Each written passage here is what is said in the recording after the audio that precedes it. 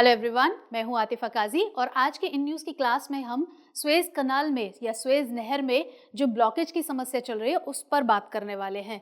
तो चलिए पहले अपने न्यूज़ को देखें। इससे पहले इस टॉपिक में हम अर्थव्यवस्था, इतिहास, भूगोल और अंतर्राष्ट्रीय संबंधों पर बात करेंगे। तो इसीलिए ये आपके जीएस पेपर 1, 2 और 3 तीनों से जुड़ा रहेगा, तो इसलिए बहुत इंपॉर्टेंट टॉपिक होने वाला है।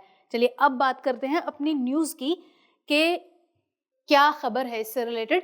तो जो ये सुएज कनाल में ब्लॉकेज की समस्या चल रही है, इसी को लेकर भारत ने अपनी 4 सूत्री योजना की रूपरेखा प्रस्तुत की है। अब वो 4 सूत्री योजना क्या है, उसकी रूपरेखा क्या है, इसे जानने से पहले ये ज़रूरी है कि हम सुएज नहर के बारे में समझें, सुएज नहर के बारे में जानें। ये हमारे पॉइंट्स ऑफ डिस्कशन रहेंगे जिनके बारे में हम देखेंगे कि इन्हीं के थ्रू हम अपने कंटेंट को आगे बढ़ाएंगे। कि तो सुएज नहर के बारे में जानना ज़रूरी है, उसकी भौगोलिक स्थिति को, फिर उसके बाद उसके महत्व को यानी उसकी इम्पोर्टेंस को समझना ज़रूरी है, क्योंकि जब हम उसकी इम्पोर्टेंस को समझेंगे तभी हमें ये पता चल पाएगा कि जो ये ब्लॉकेज की समस्या, जो ब्लॉकेज का क्राइसिस चल रहा है, ये वैश्विक अर्थव्यवस्था पर किस तरीके का और कितना ज़्यादा प्रभाव डालेगा, उसको समझेंगे। उसके बाद हम प्रभाव को भी समझेंगे और उसके बाद सबसे बड़ी बात कि इस ब्लॉकेज का कारण क्या है। सुएज नहर की स्थिति को देखने के बाद हम ये जानेंगे कि ये जो ब्लॉकेज का कारण है आखिर है क्या। फिर बात करेंगे भारत की 4 सूत्री योजना की रूपरेखा की, और फिर आखिर में रहेगा आपके लिए एक प्रश्न। लेकिन उस प्रश्न से पहले आप लोगों के लिए मेरे पास कुछ खास है, लेकिन उस पर हम तभी बात करेंगे। तो अब हम बात कर लेते हैं सुएज नहर की। ये इसकी भौगोलिक स्थिति है। ये उत्तर से बहते हुए दक्षिण की तरफ आती है और इस तरीके से ये भूमध्य सागर को लाल सागर से जोड़ती है, उत्तर से दक्षिण की ओर बहते हुए। और इसके अलावा ये अफ्रीका महाद्वीप और एशिया महाद्वीप को अलग करने का भी काम करती है। तो एशिया महाद्वीप की, ये लाल सागर की बात करें, लाल सागर और ये गल्फ ऑफ अदन, ये अरेबियन सी, ये सब हिंद महासागर के अंतर्गत आते हैं। ये पूरा क्षेत्र हिंद महासागर के अंतर्गत आता है और इस क्षेत्र से ये जो सुएज नहर है, इससे विश्व व्यापार का एक बड़ा हिस्सा इस क्षेत्र से होकर गुजरता है। इस क्षेत्र के जरिए विश्व व्यापार का एक बड़ा हिस्सा यहाँ पर व्यापार किया जाता है। ये इजिप्ट की है, ये सुएज नहर इजिप्ट की है। इसको 1869 में नौवहन के लिए पहली बार खोला गया था और 1956 में इसका राष्ट्रीयकरण कर दिया गया इजिप्ट की सरकार द्वारा। उसके बाद से ही इसे सुएज कनाल अथॉरिटी या सुएज नहर प्राधिकरण इसकी देखरेख करता है और इसका संचालन करता है। अब सुएज नहर को देखते हैं। तो सुएज नहर, जैसे मैंने बात की, उत्तर से बहते हुए दक्षिण की तरफ जब ये आती है तो उत्तर में पोर्ट सईद है, यानी जो सईद नाम का बंदरगाह है वो है, और सुएज, ये यहाँ तक इसकी लंबाई, सुएज नहर की लंबाई 193 किलोमीटर है। यहाँ पर 193 किलोमीटर इस सुएज नहर की लंबाई है। इजिप्ट की राजधानी कायरो है। अब हम इसमें जो मैंने आपको बताया कि 1956 में इसका राष्ट्रीयकरण कर दिया गया था, उसके बाद से ही SCA यानी सुएज कनाल अथॉरिटी इसका संचालन और देखरेख करती है। इसको राष्ट्रीयकरण के बाद 2 बार बंद किया गया। 2 बार कब बंद किया गया? 1956 में बंद किया गया, जब मिस्र पर ब्रिटिश, फ्रेंच, इजरायली आक्रमण किया गया था, तो उसकी वजह से 1956 में बंद कर दिया। लेकिन 1957 में इसे खोल दिया गया, फिर से रीओपन कर दिए। उसके बाद दूसरी बार कब हुई? 1967 में, जब इजराइल से युद्ध की वजह से इसको बंद कर दिया गया। तो इस वक्त ये बहुत लंबे समय तक बंद रही, 8 सालों तक, यानी कि 1975 में इसको दोबारा खोला गया। तो 1967 में बंद हुई थी, तो ये 2 बार बंद हुई थी। इस तथ्य को ध्यान रखिएगा कि इसी से संबंधित कुछ प्रश्न भी रहेगा। तो ये इसकी सुएज नहर की बात हुई। अब इसकी इंपॉर्टेंस को समझते हैं कि इंपॉर्टेंस क्या है इसकी। तो ये विश्व की सबसे ज्यादा इस्तेमाल की जाने वाली, ये जो पूरा रूट है, जैसे मैंने बताया कि विश्व व्यापार का एक बड़ा हिस्सा इस क्षेत्र से होकर गुजरता है, तो सबसे ज़्यादा इस्तेमाल की जाने वाली शिपिंग लाइन में से एक है। और साथ साथ क्योंकि मिस्र की अर्थव्यवस्था के लिए ये बहुत इम्पॉर्टेंट है, क्योंकि विश्व का एक बिजिएस्ट शिपिंग लाइन है ये, तो इसलिए मिस्र की अर्थव्यवस्था के लिए बहुत महत्वपूर्ण है, उसकी प्रमुख आय का स्रोत माना जाता है। और इसके अलावा ये तेल, प्राकृतिक गैस आदि जो मालवाहक हैं उनके लिए, और भी सभी तरह के मालवाहकों के लिए एक बहुत इम्पॉर्टेंट रूट है। ये यूरोप की तरफ जाने वाला लाल सागर की तरफ से होते हुए यूरोप की तरफ जाने के लिए एक बहुत शॉर्ट और आसान रास्ता है ये सुएज नहर का। सुएज नहर के प्राधिकरण की जो मैंने बात की SCA, तो उसके आंकड़ों के मुताबिक जो वित्त वर्ष 2019-20 था, तो उसमें इस रास्ते के जरिए करीब 19,000 जहाज़ों का, मालवाहक जहाज़ों का आवागमन यहाँ से हुआ था 2019-20 में। इसके अलावा जो सुएज नहर है, क्योंकि ये बहुत बिजिएस्ट रूट है, तो इसके साथ साथ इसके समानांतर एक नई नहर की भी परियोजना चल रही है। इसके समानांतर एक नई नहर का भी निर्माण किया जा रहा है। उसका उद्देश्य क्या है? उसका उद्देश्य भी यही है कि जो इससे लाभ प्राप्त होता है इस रूट से, उसको और ज़्यादा बढ़ाया जा सके और ज़्यादा इससे लाभार्जन किया जा सके। और जो जहाज़ों का दैनिक आवागमन है, क्योंकि इस रूट से बहुत ज़्यादा आवागमन है, छोटा रास्ता है, यूरोप की तरफ जाने वाला, यूरोपियन कंट्रीज़ को जोड़ने के लिए, भूमध्य सागर और लाल सागर को जोड़ने के लिए एक बहुत छोटा और आसान रास्ता पड़ता है। तो इसी की वजह से जो जहाज़ यहाँ से जाते हैं जितने ज़्यादा, तो उनको उस रूट पर भी डाइवर्ट किया जा सके या उसके ज़रिए और ज़्यादा जहाज़ों को आवागमन यहाँ पर बढ़ाया जा सके। जाहिर बात है, और ज़्यादा जहाज़ बढ़ेंगे तो लाभ अपने आप में ज़्यादा होगा ही होगा। तो ये बात हुई इसकी इम्पोर्टेंस की। अब बात करते हैं कि इसके ब्लॉकेज का कारण क्या है जिस वजह से ये पूरा क्राइसिस चल रहा है।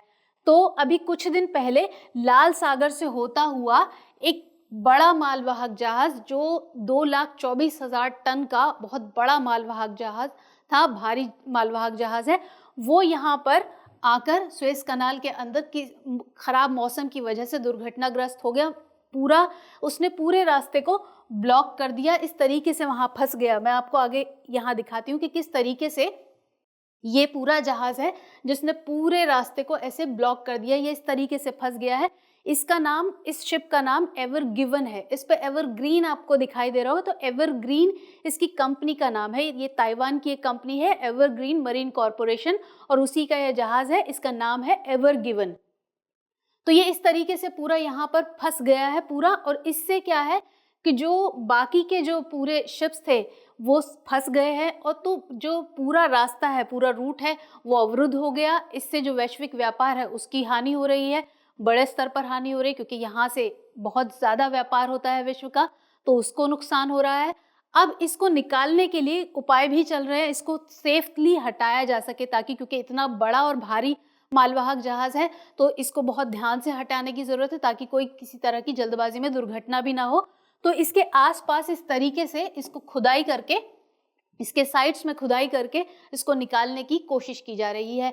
लेकिन फिर भी क्या है कि इसकी वजह से, जो मैंने बताया, क्योंकि ये पूरी तरह से इसने रास्ते को ऐसे ब्लॉक कर दिया जैसे आपने देखा, तो उसकी वजह से 200 से भी ज़्यादा जहाज़ अभी फ़िलहाल इसकी कतार में लग गए हैं। यानी कि जो उत्तर से, जो मेडिटेरेनियन सी यानी भूमध्य सागर की तरफ से आने वाले हैं, लाल सागर की तरफ से आने वाले हैं, तो दोनों ही तरफ से इसमें जो जहाज़ हैं वो एक कतार में, उनकी लंबी कतार सी लगती जा रही है। और अगर दैनिक आधार पर यानी डेली बेसिस पर देखें तो 60 जहाज़ लगभग रोज़ इसमें कतार में जुड़ रहे हैं। तो कई दिन की बात हो गई है, 3-4 दिन की बात हो चुकी है ये। तो इसमें अगर अभी और 2-4 दिन का समय लगता है तो अंदाज़ा लगाया जा सकता है कि जो भी जहाज़, मालवाहक जहाज़ हैं, बड़े हैं, छोटे हैं, जो पूरे दोनों साइड से कतार में लग जाएंगे, तो हैवी ट्रैफिक हो जाएगा वहाँ पर, तो वो कई सौ जहाज़ बन जाएंगे। तो इस तरीके से इसका अंदाज़ा लगाया जा सकता है। तो ये एक बड़ा क्राइसिस सभी के सामने आ रहा है। तो वैश्विक व्यापार को इससे नुकसान हो रहा है, मैंने बताया पूरी तरीके से।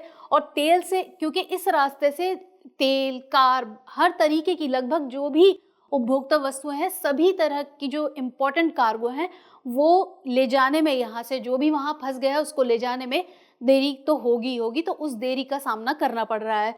तो इसलिए अब इसको लेकर एक बड़ी चिंता सामने आ रही है, वो है माल भाड़े की दर यानी फ्रेट रेट्स के। जितना वहाँ समय लगेगा तो जो माल भाड़ा किराया है, जो उसकी दर है, वो कहीं ना बढ़ जाए, तो इसको लेकर भी चिंता सामने आ रही है। ये इसका प्रभाव है। अब भारत का हित इससे जुड़ा हुआ है, तो भारत का क्या हित है उसको देखें, और फिर उसने जो 4 सूत्री योजना की रूपरेखा प्रस्तुत की है उस पर बात करेंगे। तो अगर भारत की बात करें तो भारत का उत्तरी अमेरिका, दक्षिण अमेरिका और यूरोप से इस रास्ते के जरिए, सुएज नहर के जरिए, करीब 200 बिलियन जो अमेरिकी डॉलर है उसका आयात और निर्यात यहाँ से भारत करता है, इन सब देशों से, इन सभी से। तो इसमें क्या है, इसमें बहुत सारे सभी तरह के जो महत्वपूर्ण कार्गो हैं वो यहाँ से ले जाए जाते हैं। उनमें कौन कौन से सामान होते हैं, जैसे पेट्रोलियम वस्तुएं हो गई, कार्बनिक रसायन हो गया, लौह और इस्पात हो गया, ऑटोमोबाइल, मशीनरी, कपड़ा, कालीन, हस्तशिल्प और जो फर्नीचर है, चमड़े का सामान वगैरह, हर तरीके का जो बहुत इंपॉर्टेंट जो भी कार्गो है वो सब इसमें शामिल है, सामान इसमें शामिल है।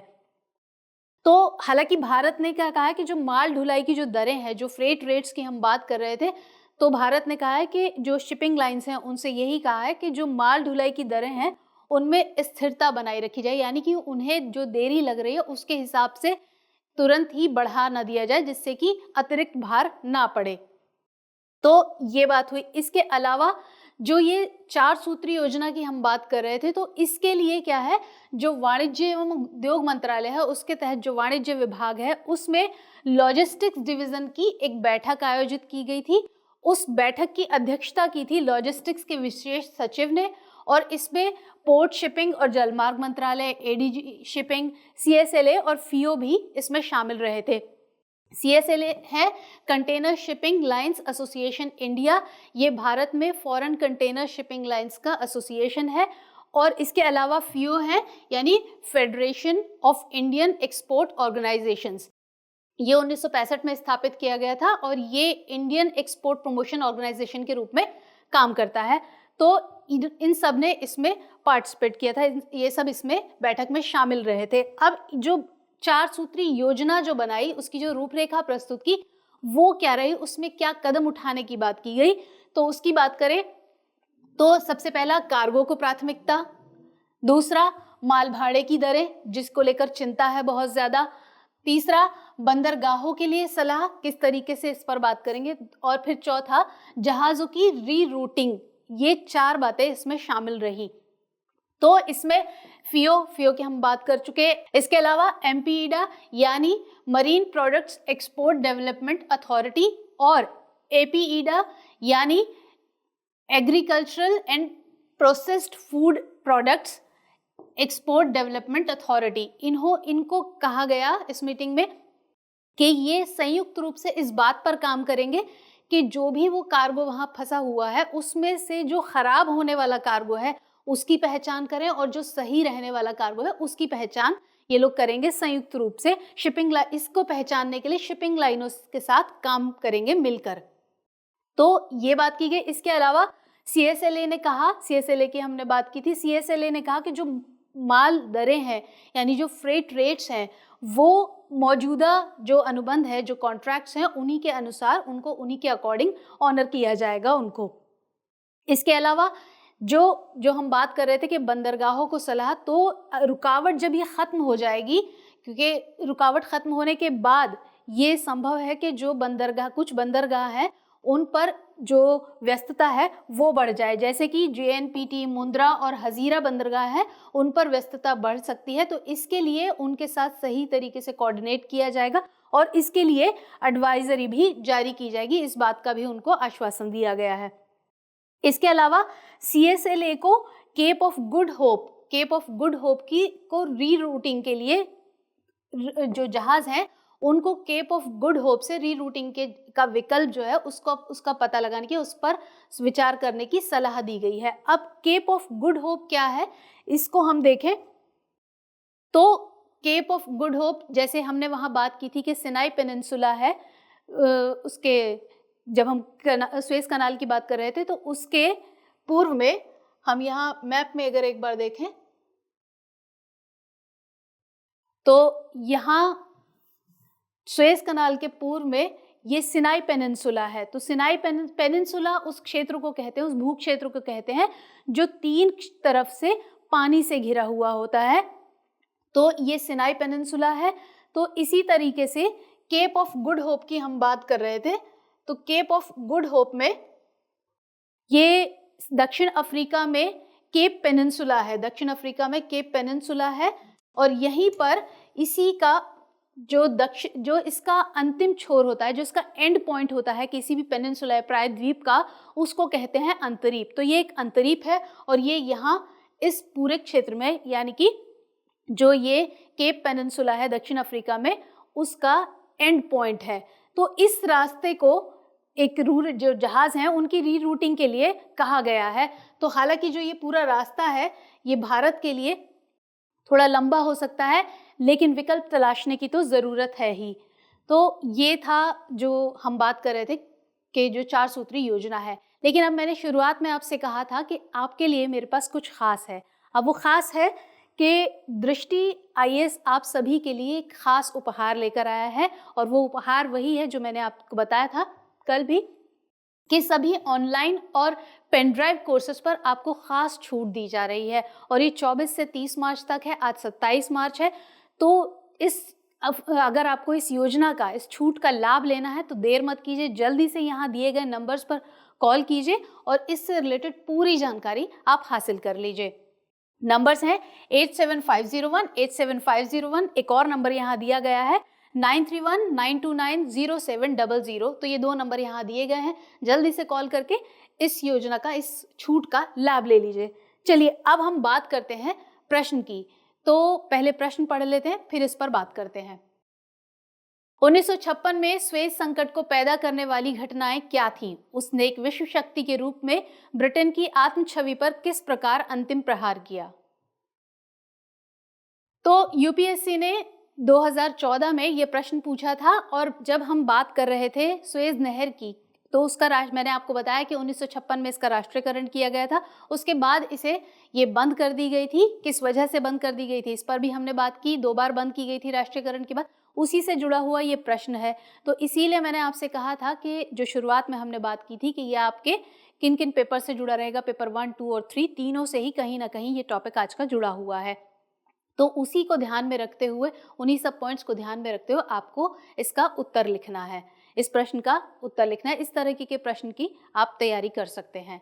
तो आज के लिए इतना ही, लेकिन जाने से पहले आप सभी को होली की बहुत बहुत शुभकामनाएं। जय हिंद।